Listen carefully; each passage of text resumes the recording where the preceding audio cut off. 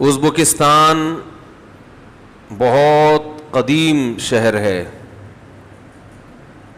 2500 سال سے زیادہ پرانی تاریخ ہے ازبکستان کی۔ پاکستان، اس کے بعد افغانستان، اس کے بعد ازبکستان، درمیان میں افغانستان اور ازبکستان کے درمیان میں ایک دریا ہے، بہت طویل دریا، بعض حضرات کہتے ہیں دنیا کا سب سے طویل، مجھے اس کی تحقیق نہیں ہے لیکن بہت طویل ہے، اور اس کی تاریخ بہت قدیم ہے۔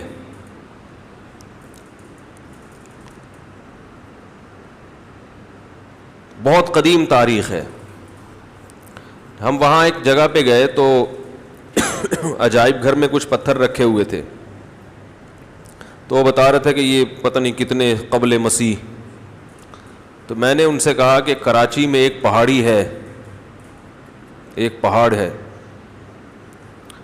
5000 سال قبل مسیح۔ تو وہ ایک دم گھور کے میری طرف دیکھنے لگے۔ میں نے کہا بلکہ شاید 1 کروڑ سال پرانی تاریخ ہو اس کی، یعنی ایسی ایسی چیزیں ہم نے کراچی میں رکھی ہوئی ہیں۔ کہہ رہے ہیں وہ کون سی؟ میں نے کہا کٹی پہاڑی۔ تو ایک صاحب نے کہا بھائی وہ اتنی پرانی تاریخ؟ میں نے کہا ہر پہاڑ کروڑوں سال پرانا ہی ہے بھائی، یہ جو پہاڑ ہیں یہ کوئی بعد میں تھوڑی کسی نے ایجاد کیے ہیں، کچھ تو ٹیلے اگائے ہیں لیکن زیادہ تر پہاڑ اکثر وہی ہیں کہ جب سے زمین بنی ہے تقریباً اسی وقت سے ہیں، زلزلے سے تھوڑا سا دائیں بائیں ہو گئے ہوں گے لیکن ہیں تو وہی نا۔ تو میں نے کہا ہمارے ہاں جو پتھر ہے کروڑوں سال پرانے ہیں۔ تو پتھر تو بھائی کروڑوں سال پرانا ہی ہوتا ہے۔ خیر،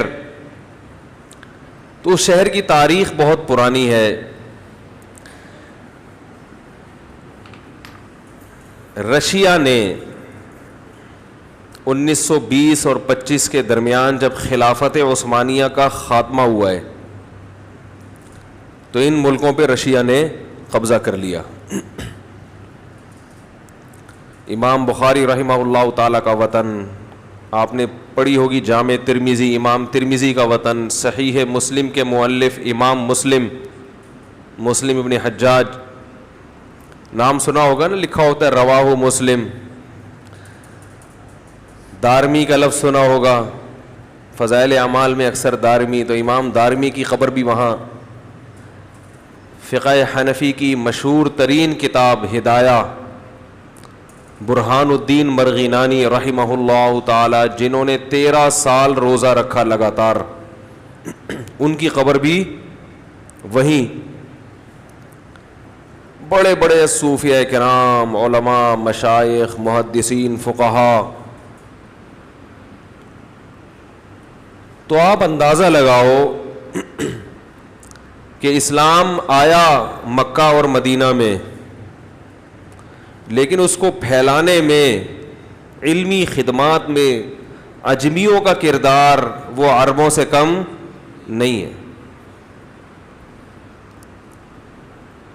پہلا سبق تو ہمیں یہ ملتا ہے، اہل عجم نے بڑی محنتیں کی ہیں۔ آج رسول اللہ صلی اللہ علیہ وسلم کی حدیث کے لیے عربی سب سے مستند حوالہ کس کا سمجھتے ہیں؟ رواہ البخاری۔ کس کا حوالہ دیتے؟ ایک عجمی کا، جو عرب نہیں تھے۔ اس کے بعد مستند ترین کتاب صحیح مسلم، وہ بھی نیشا پور، ازبکستان کی ایک ریاست ہے نیشا پور۔ پور کا تو لفظی اجمی ہے نا، خیر پور ہوتا ہے کہ نہیں ہے؟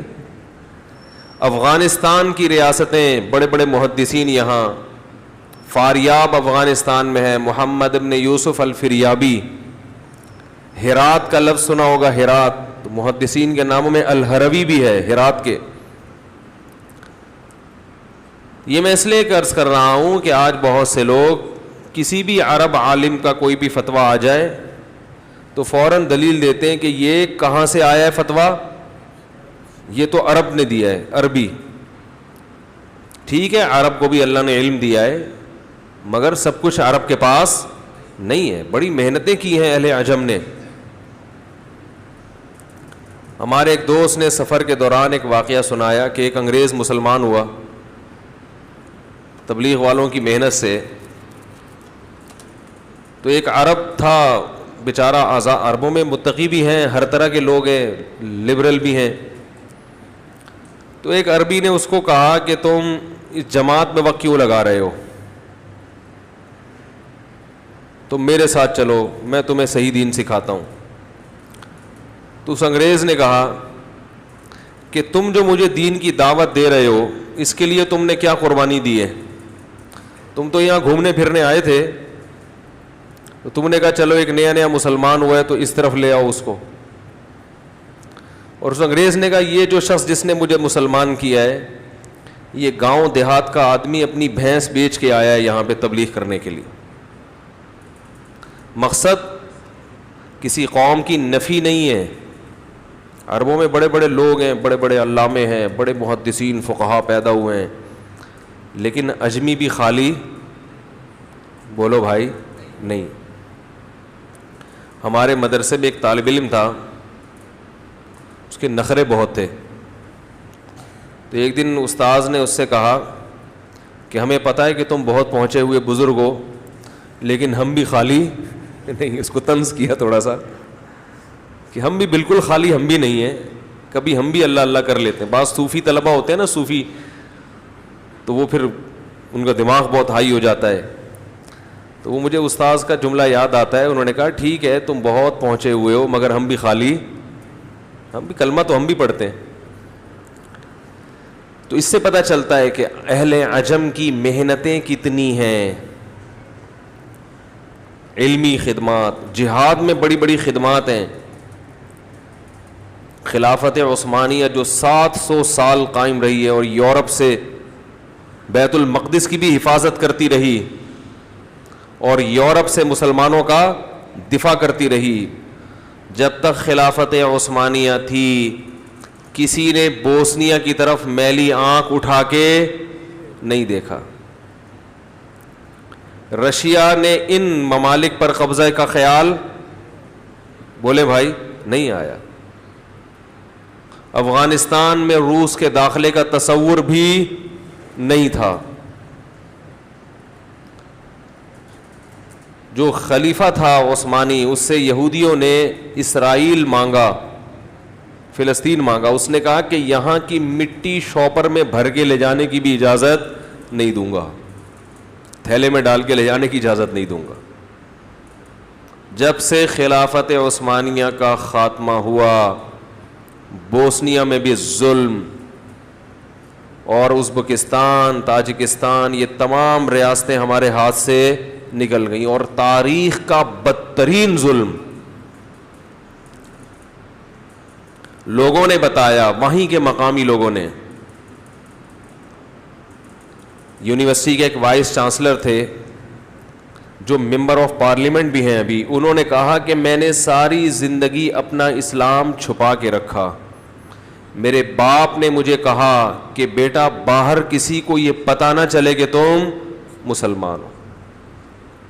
کسی کو کلمہ پڑھتا ہوا دیکھ لیا اس کی سزا قتل. اور خفیہ ایجنسی کے لوگوں کو اتنی بھاری بھرکم رقمیں دی جاتی مخبری کرنے کی کہ بہت سے لوگ لالچ میں خفیہ ایجنسیوں میں بھرتی ہو گئے اور اپنے گھروں کی مخبریاں کرنے لگے. ایک وقت ایسا آیا کہ شوہر اپنا ایمان چھپا رہا ہے اپنی بیوی سے, بیوی اپنا ایمان چھپا رہی ہے اپنے شوہر سے, باپ ایمان چھپا رہا ہے اپنے بیٹے سے, بیٹا ایمان چھپا رہا ہے اپنے باپ سے کہ باپ کو پتہ چل گیا, باپ نہ کہیں اطلاع دے دے. ان حالات میں اس قوم نے 70 سال گزارے ہیں, پوری نسل ختم ہو گئی.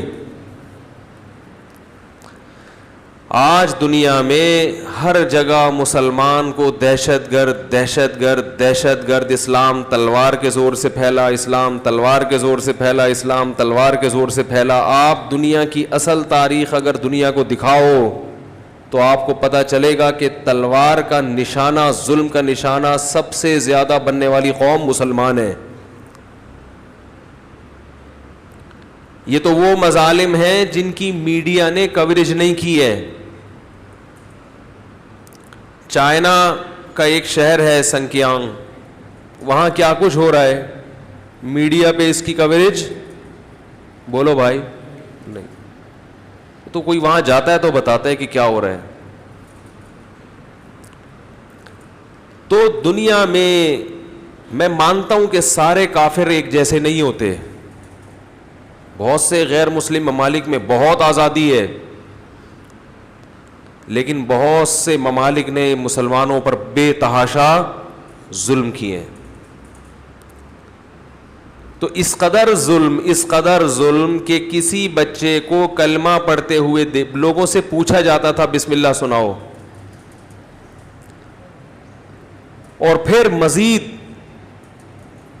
اس قسم کے حربے استعمال کیے گئے کہ لوگوں کو ریلیف دیا گیا کہ ٹھیک ہے اب ہم سختیاں ختم کر رہے ہیں، جس نے دین کو فالو کرنا ہے وہ دین پر چل سکتا ہے، اجازت دے دی۔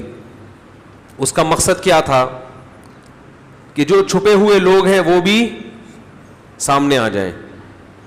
3-4 سال صرف رپورٹیں تیار ہوتی رہی ہیں کہ اس آزادی میں کون نماز پڑھ رہا ہے، کون قرآن پڑھ رہا ہے، اور 4 سال کے بعد ان تمام لوگوں کو موت کے گھاٹ اتار دیا گیا۔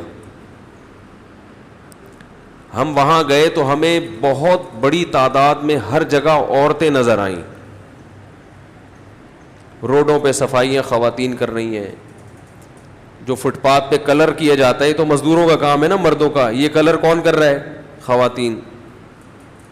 ہوٹلوں میں ملازمت خواتین، حتیٰ کہ بسوں میں جو ٹورسٹ کو گائیڈ کرنے والی ہیں وہ بھی خواتین۔ ہمیں تو مرد دے دیا انہوں نے، لیکن وہ بھی اکثر خواتین ہی ہوتی ہیں۔ اس کی بھی ہم نے تفتیش کی، یہ اتنی زیادہ خواتین، انہوں نے کہا ان کے مرد قتل ہو گئے۔ کیسے ظلم کیا؟ نمبر 1، پہلے رشیا نے ان کے مردوں کو قتل کیا، جوانوں کو، جوان مردوں کو قتل کیا بہت بڑی تعداد میں، بوڑھوں کو چھوڑ دیا، اور ان عورتوں سے نکاح کے لیے مرد نہیں تھا تو ان سے جبری زنا کیا گیا، ان سے اولادیں پیدا ہوئیں۔